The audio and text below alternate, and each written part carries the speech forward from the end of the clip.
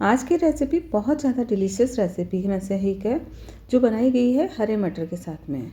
जी हाँ, आज की कचौरी रेसिपी है वो है हरे मटर से बनी हुई खस्ता कचौरियाँ, जो खाने में रियली बहुत ज़्यादा टेस्टी बनी हैं और बिल्कुल परफेक्ट माप-तोल से है कि कोई भी कचौरी आपकी फटेगी नहीं। और रियली देखिए अंदर तक इसमें अच्छे से मसाला भरा हुआ है, तो रियली बहुत टेस्टी बनी हुई है। एक बार इसे बनाना बनता है। जस्टेड स्पाइसेस विद दीप्ति आप सभी का वेलकम करती है और शुरू करते हैं इसे बनाना। इसे बनाने के लिए मैंने 2 कप मैदा लिया है, जिससे मैंने टोटल 10 कचौरियाँ बनाई हैं। और ये परफेक्ट नापतोल मैं आपको बता रही हूँ, अगर इसी से आप बनाएंगे तो आपका बिल्कुल परफेक्ट रहेगा मोइन वगैरह। तो इसमें मैंने 1/4 कप ऑयल डाला है। मैंने यहाँ पर मूंगफली का तेल डाला है। आप सरसों के तेल के अलावा कोई और कुकिंग ऑयल या फिर घी भी यूज़ कर सकते हैं। अब इसमें टेस्ट के अकॉर्डिंग नमक और आधा चम्मच मैंने अजवाइन डाली है। अब यहाँ पर मेरा पहला टिप यही है कि हमें इस मोइन को बहुत अच्छे से मिक्स करना ज़रूरी है। तो इस ढंग से मसल के हमें इसे मिक्स करना है और इसकी पहचान कैसे होगी वो भी आगे बताऊँगी। तो देखिए इस ढंग से बिल्कुल अच्छे से जब हम मसल के लगाते हैं तो हमारा डो बिल्कुल परफेक्ट बनता है और कचौरियाँ एकदम सॉफ्ट बनेगी, क्योंकि इसके यहाँ हर एक आटे के कण के अंदर हमारा मोइन लगा होता है। तो इसी ढंग से आपको भी इसे अच्छे से मसलना है। और देखिए अभी ये आटे की मुट्ठी से बनने लगे इस ढंग से, तो ये बिल्कुल परफेक्ट है कि ये मुट्ठी अपने आप से टूट नहीं रही और टूटने के बाद भी बिल्कुल मुट्ठी की तरह बनी हुई है। तो ये इसका दूसरी निशानी है कि बिल्कुल परफेक्ट बनेगी। इसमें मोइन बिल्कुल अच्छे से लगा है। अब मैंने यहाँ पर आधा कप पहले पानी लिया है, वो मैंने पूरा ऐड कर दिया है और दोबारा भी आधा कप लिया है, तो उसका मैंने 1/4 ही यूज़ किया, यानी टोटल 3/4 कप। जिस कप से मैंने मैदा लिया था उसका 3/4 कप मैंने पानी से आटा लगाया है। कचौरी का डो जब भी लगाएं हमें सॉफ्ट लगाना होता है, तो यहाँ पर इस बात को भी हमें ध्यान रखना है। अब यहाँ पर मैंने एक दिन पहले ही मटर को फ्रोज़न किया हुआ है, तो मैंने वही यूज़ किए हैं। आप बिल्कुल मार्केट से लाए तुरंत ताज़ा मटर भी यूज़ कर सकते हैं। तो मैंने इसे ग्राइंडर जार में डाल के पीस लिया है।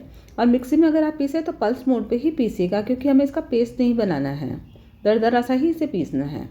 अब एक मसाला मैंने बनाया है, जिसके लिए मैंने 10-12 काली मिर्च, 3 लौंग, आधा चम्मच जीरा और आधा चम्मच सौंफ को अच्छे से भून लिया है और इसे मिक्सर ग्राइंडर जार में डाल दिया है। इसके साथ ही मैंने इसमें डाला है गरम मसाला 1/4 चम्मच चाहिए, हींग डाली है, काला नमक डाला है,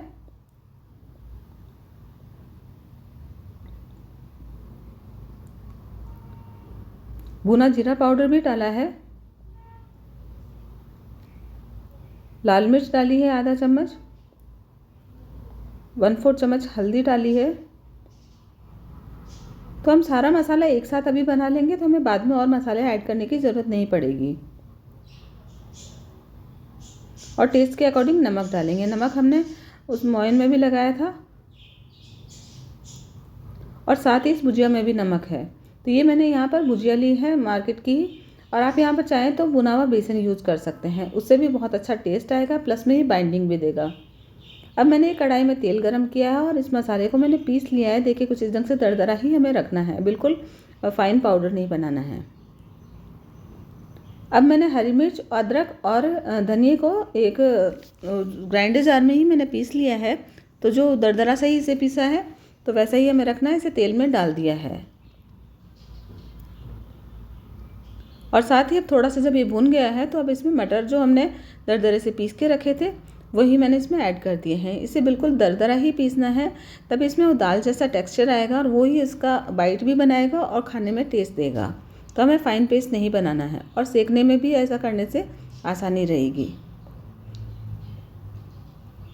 अब थोड़ी सी देर इसे भूनने के बाद में हम इसमें जो मसाला हमने पीस के रखा है वो ऐड कर देंगे। हमने इसमें नमक, मिर्च, हींग सब मसाले ऐड कर रखे हैं, तो हमें ज़्यादा कुछ इसमें अब ऐड करने की ज़रूरत नहीं है। तो ये मसाला मैंने ऐड किया है। साथ ही मैंने थोड़े से काजू और किशमिश डाले हैं, वो बिल्कुल ऑप्शनल है, लेकिन यहाँ सजेस्ट करूँगी आप ज़रूर डालिएगा।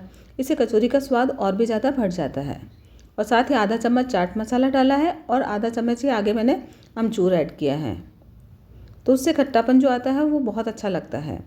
अगर आप अमचूर नहीं डालना चाहते तो चाट मसाला थोड़ा बढ़ा सकते हैं, या फिर अगर अमचूर डाल रहे हैं, चाट मसाला नहीं डालना चाहते, तो अमचूर की क्वांटिटी थोड़ी सी 3-4 चम्मच तक ले सकते हैं।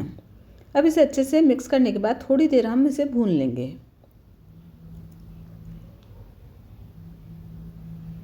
ये देखिए यहाँ पर मैंने अमचूर ऐड की है।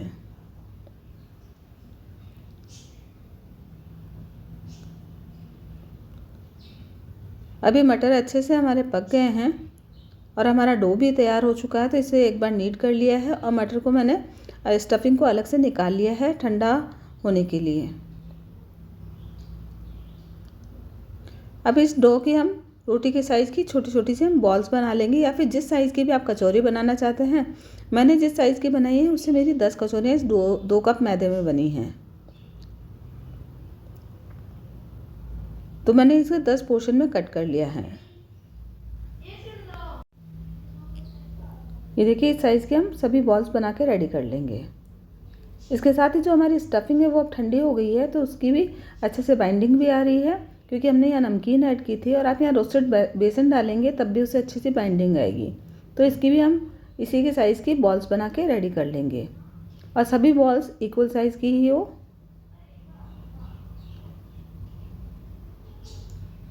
ये देखिए मैंने सारी बॉल्स इसकी बना के रख ली हैं। बहुत ज़्यादा टेस्टी कचौरियाँ बनती है, एक बार आप ज़रूर इसे बना के देखिएगा। और इस सीज़न में अभी मटर आसानी से मिल रहे हैं, तो एक बार ज़रूर बना के देखिए।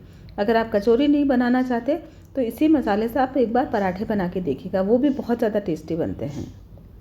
अब मैंने सभी जो डो है उसकी बॉल्स बना ली थी, तो एक एक लेके हम इस ढंग से हाथ से ही स्प्रेड करेंगे। तो हमें इसका ध्यान रखना है कि किनारों को इस ढंग से हमें पतला रखना है और बीच में से मोटा रखना है, क्योंकि जब हम इसे अच्छे से बंद करेंगे तो वो बिल्कुल भी बाहर नहीं आएगा हमारा स्टफिंग। देखिए कुछ इस ढंग से हमें बंद करना है। बस कचौरी की पहली ट्रिक यही रहती है इसे, क्योंकि स्टफिंग फटे ना, तो इसे अच्छे से सील करना ज़रूरी है। तो आप देखिए कुछ इस तरीके से मैंने इसे सील किया है। और अब यहाँ लास्ट में इसे इस ढंग से घुमाना बहुत ज़रूरी है, इससे अच्छे से ये चिपक जाएंगे सारे कोने और बिल्कुल भी मसाला इसका बाहर नहीं आएगा और सारी कचौरियाँ एकदम अच्छी सी फूली फूली बनेगी। अब मैंने जो हथेली का पीछे का हिस्सा होता है उसी से ही दबाते हुए मैंने इसे स्प्रेड किया है। आप चाहें तो बेल के कर सकते हैं ये काम, लेकिन आसानी से होता है, इजीली हो जाएगा।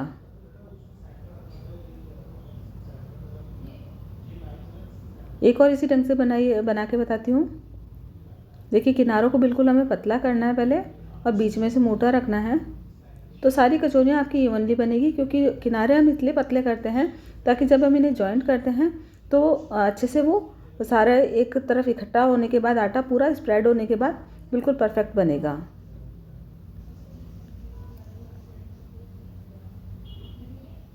ये देखिए कुछ इस ढंग से हम इसे चिपका देंगे और लास्ट में इस ढंग से घुमाना बहुत ज़रूरी है, नहीं तो वो कचौरियाँ खुल जाती है।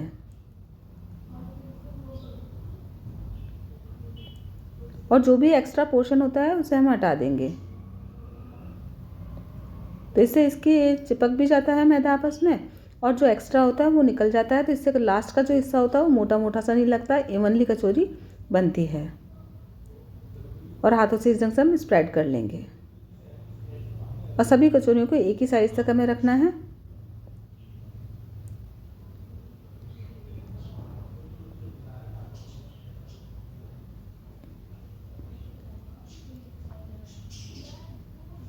तो इसी ढंग से हम बाकी की कचौरियों को भी भर लेंगे।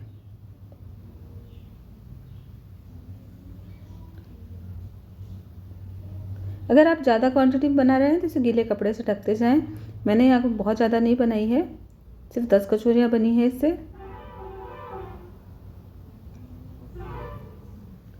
अब एक कढ़ाई में तेल गरम करेंगे और जब तेल हल्का गर्म हो जाए तब हमें इन कचौरियों को इसमें डालते जाना है। अगर आपने बहुत तेज़ आंच रखी है यहाँ पर तो कचौरियाँ ऊपर से तो सिक जाएगी लेकिन अंदर से कच्ची रह जाएगी। तो हमें बिल्कुल सिम आंच पे कचौरियों को सेकना है। यहाँ पर यह सबसे ज़्यादा टाइम लगता है कचौरी बनाते समय, क्योंकि वो सिकने में सबसे ज़्यादा टाइम लेती है। तो हमें ध्यान रखना है कि इसे बिल्कुल सिम आंच पे ही सेकना है और जितनी ज़्यादा अच्छे से सिम और बिल्कुल लो आंच पे रहेगी उतनी ज़्यादा ही खस्ता कचौरियाँ बनेगी। और जब ये तैयार के ऊपर आ जाए तो उसी समय हमें इसे पलटना है, तो इससे सारी कचौरियाँ फूली फूली बनेगी।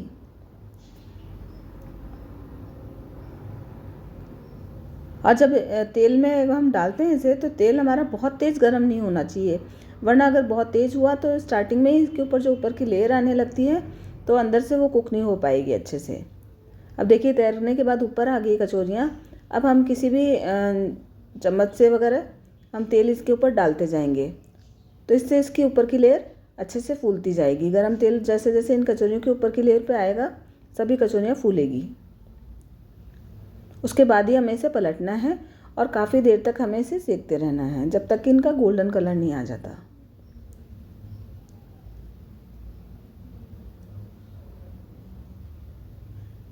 देखिए कितने अच्छे से बन गई है और अच्छा सा कलर आ गया है, तो मैंने निकाल ली है। तो इसी ढंग से हम सभी कचौरियों को तल लेंगे। तो हमारी सभी मटर की कचौरियाँ बनके तैयार है।